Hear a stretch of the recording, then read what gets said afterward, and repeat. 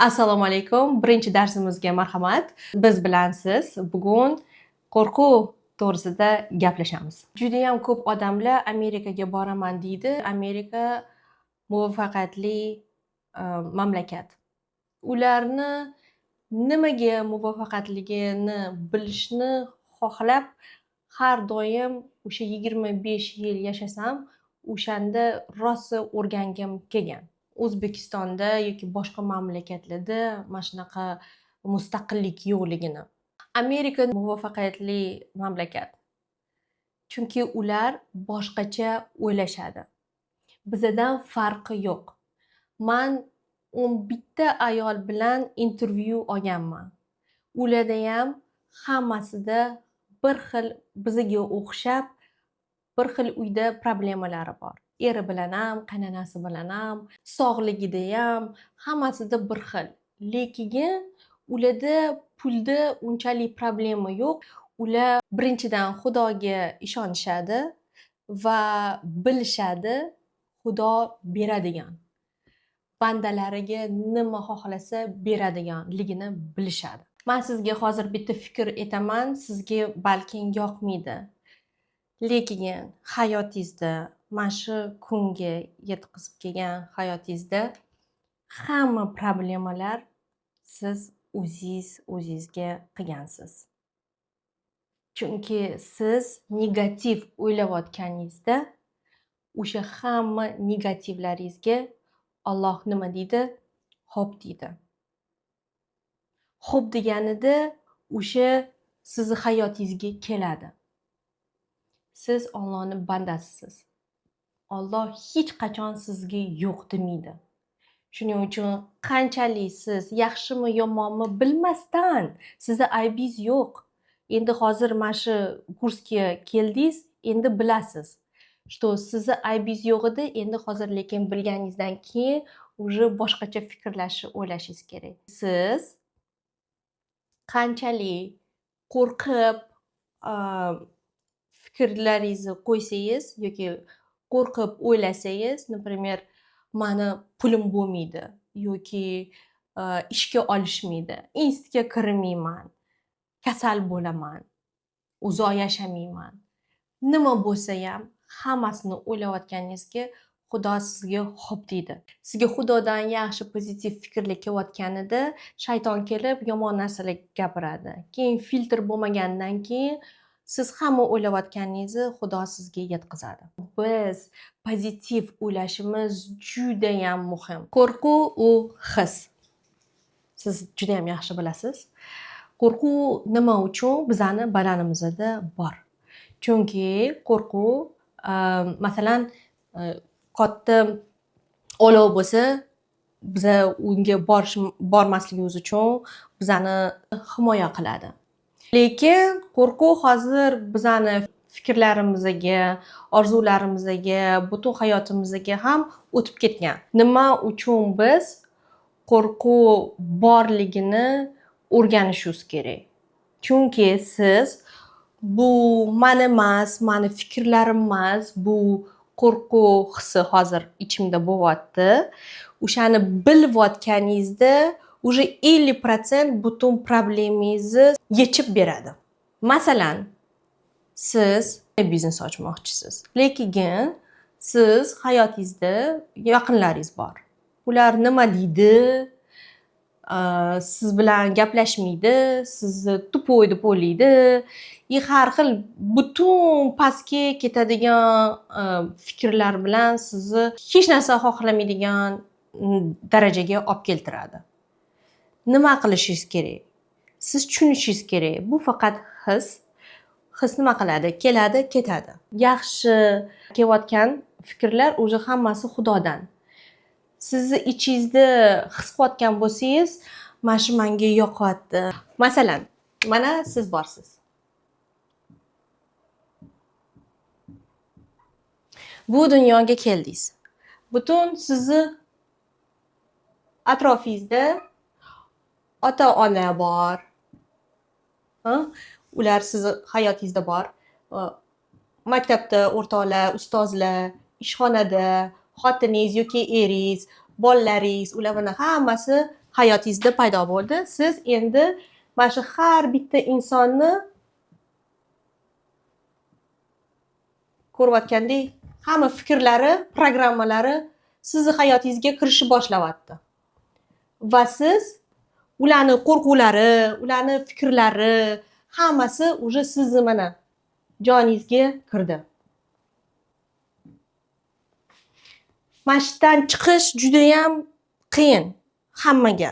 Mana shu rasm har bitta insonda bor. Lekin siz nima qilishingiz kerak? Siz o'zingizni mana shu yerdan chiqarib, отдельно qilishingiz kerak. Va faqat mana shu bitta inson xohlaganini qilishingiz kerak bu hayotingizda. Mana shu sizni joningiz va siz borsiz. Butun ota-onangiz, o'qituvchilaringiz, maktabda o'rtoqlaringiz, mahalladagi odamlar nima deydi, qanaqa deydi, hammasini mana shu yerda juda ham silniy atmosfera qilib o'zingizni himoya qilishingiz kerak. Mana shu rasm miyangizda qolsin. Chunki keyingi safar mana shu yerdan mana joningiz keldi. Xudo sizga juda ham yaxshi fikrlar beryapti, orzu qilyapsiz. Yo, ishlaring o'ngidan kelmaydi. Yo, bu jinnicha gaplar o'ylayapsan. Jinni bo'lib qopti bu nima bu o'ylayapti. Mana shu hamma programmalarni siz inson bo'lib turib, o'zingizga o'zingiz hurmat qilib, mana shu hammasini olib tashlashingiz kerak. Qanaqa olib tasha olasiz? Mana hozir mana shu kartinani ko'rib, mana ko'ryapsizmi? Chegara tuzishni o'rganishingiz kerak. Bu chegara nima? Ota-ona yoki yaqinlaringiz yoki ishda odamlar mana shu ichkariga kirib, siz xohlayotgan narsani olib kiraman desa, siz mana shu chegaralarni juda ham mustahkam qilishingiz kerak. U nima degani? Siz o'zingizni juda ham hurmat qilishingiz kerak. Nima uchun? Chunki sizni Xudo yaratgan. Siz Xudoga ishonsangiz, siz Xudo sizga berayotgan hamma bilimlarni, hamma orzularni bu dunyoga olib keltirishingiz kerak. Lekin siz mana shu hamma oldindagi odamlar sizga gapirayotganini qilayotganingizda, siz o'zingizni yoki Xudo nima uchun sizni yaratganini qilmayapsiz. Siz faqat ular xohlayotganini qilyapsiz. Siz butun hayotingizni ular uchun yashayapsiz. O'zingiz emas uchun. Shunchaki siz Xudoga ishonaman deb kelayotgan bo'lsangiz bu hayotda, обязательно siz faqat mana Xudodan tepadan hamma yaxshi fikrlar, orzular kelayotgan bo'lsa, mana faqat o'shalarni siz hayotingizga olib kirishingiz mumkin. Misol uchun, siz mana hozir o'zingizni hurmat qilishni o'rgandingiz. Hamma mana chegaralarni o'zingizga qildingiz. Siz hamma qo'rquvlaringizni yo'q qildingiz. Bo'ldi, men endi o'zimga ishonaman, men hamma xohlayotgan narsamni qilaman deysiz. Qo'rquv hissi bilasizmi qanaqa ishlaydi? Qo'rquv yaqinlaringizga borishni boshlaydi. Minks, pinks, botdan otangiz aytadi. Yo, jinnimisan, nimaga unaqa o'ylayapsan? Yoki onangiz, voy, sen qayerdan unaqa fikrlarni olyapsan? Yoki turmush o'rtog'ingiz, voy, siz jinnimisiz, nimaga unaqa o'ylayapsiz? Yoki ishxonangizda, va hozir botdan ishdan ketib, o'zingni biznesingni ochsang, nima qilasan sen deb ular boshlashadi. U nima degani? U sinov degani. U sizni qo'rquv hissi sizni sinayapti. Shuning uchun sizni ishingiz nima? Siz ota-onangizni yoniga borib, o'rtoqlaringizni yoniga borib, hammaligiga nima aytishni boshlaysiz? Onajon, menga ishoning. Опять же, Xudoni energiyasi bilan, yaxshiliklar bilan. Onajonim, bilaman, siz menga переживать qilasiz. Otajonim, bilaman, siz hali unaqa biznesni bilmaysiz. O'rtoqlarga, o'rtoq, rahmat senga, menga переживать qilayotganingga. Ishxonada, bilaman, seni ham sog'inaman, sen bilan ishlashni.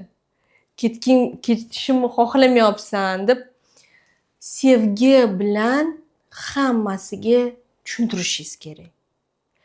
O'shanda siz ular bilan emas, siz qo'rquvingiz bilan gaplashasiz. Siz yana bir bordiki o'sha sinovdan o'tasiz. O'sha sinovdan o'tganingizdan keyin Xudo, dunyo ko'radiki, ha, yo'q, bu rost ekansim, tayyor ekan o'sha omadlarga, tayyor ekan o'sha fikrlarga deb sizga yo'lni ochishni boshlaydi.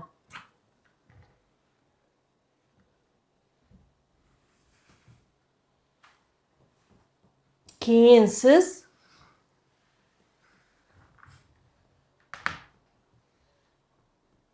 faqat Xudo bilan birga bu hayotda qolasiz.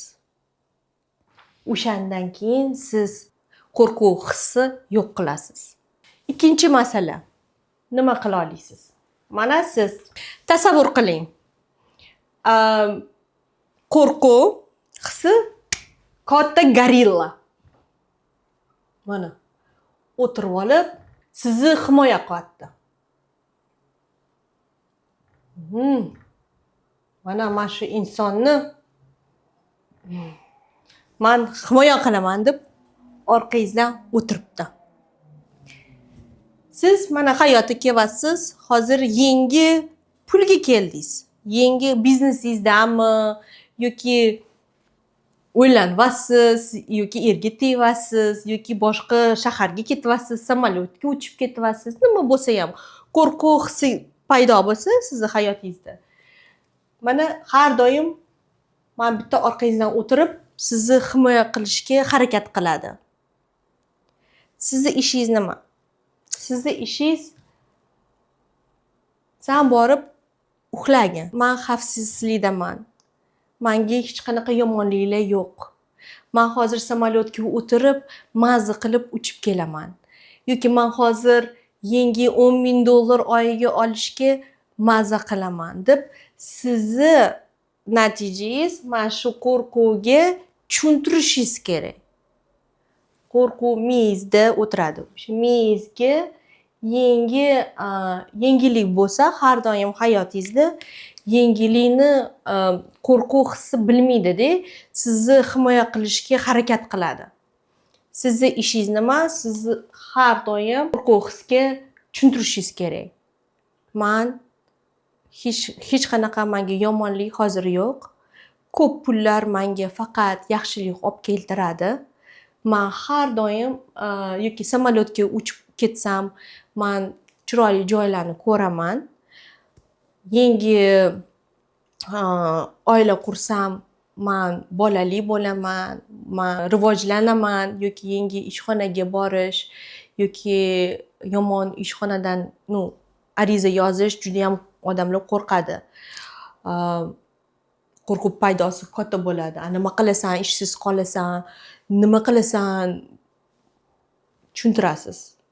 Обратно yana ko'zingizni yumib, o'tirib, o'zingizga aytishingiz kerak. Men himoyadaman. Menda hammasi yaxshi. Men bilan Xudoyim yonimda. Allohim yonimda.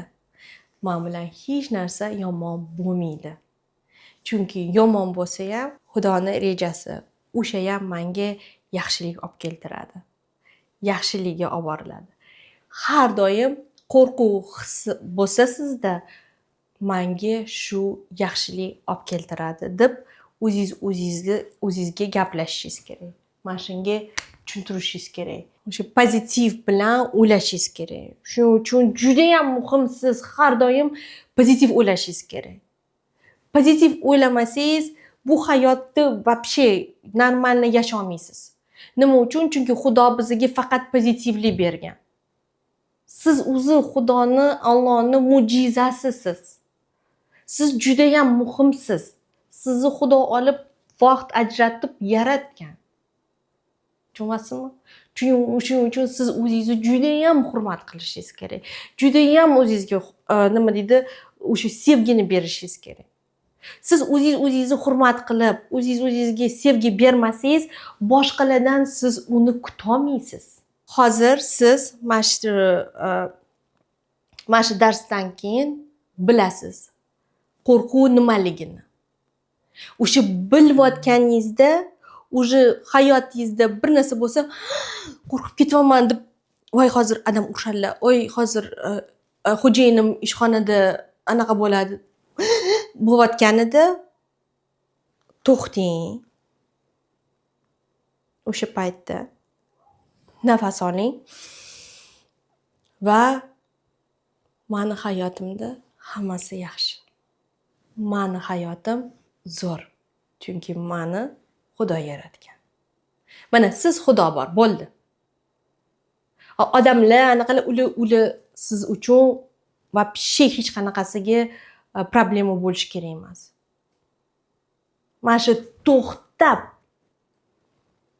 mana shu menda hozir qo'rquv hissi bo'lyapti deb o'shani bilganingizda 50% problemangiz уже hammasi o'tib ketadi.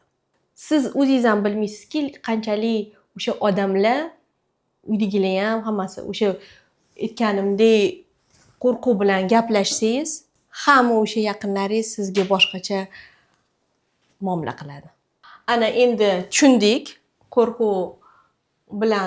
qo'rquv nimaligini va qanaqa tasavvur qildik, qanaqaligini.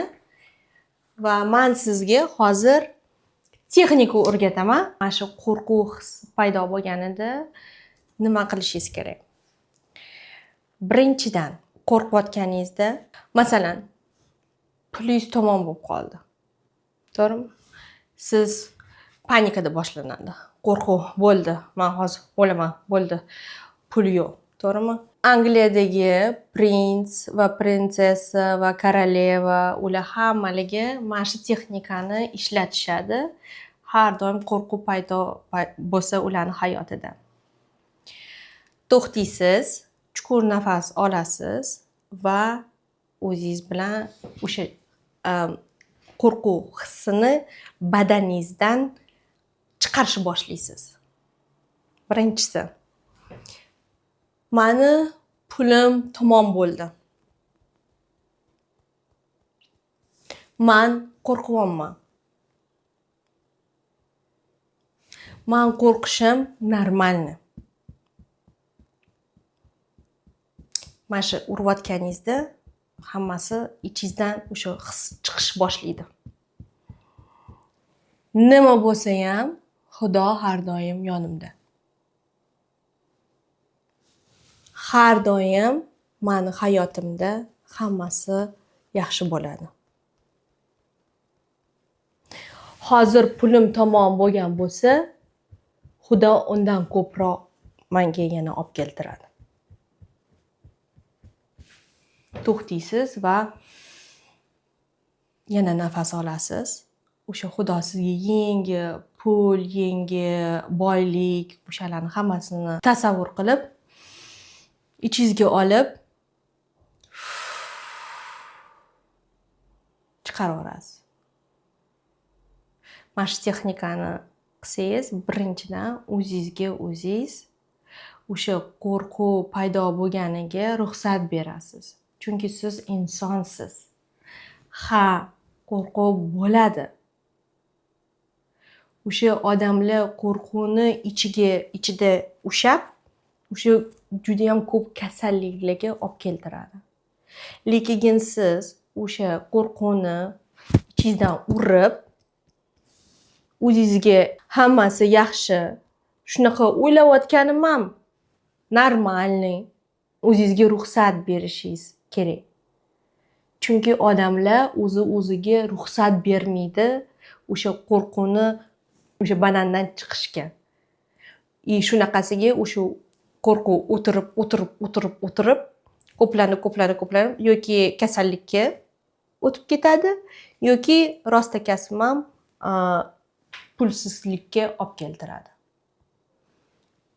Pul yo'q degan narsani gapirmayman. Chunki pul har doim hamma yoqda bor.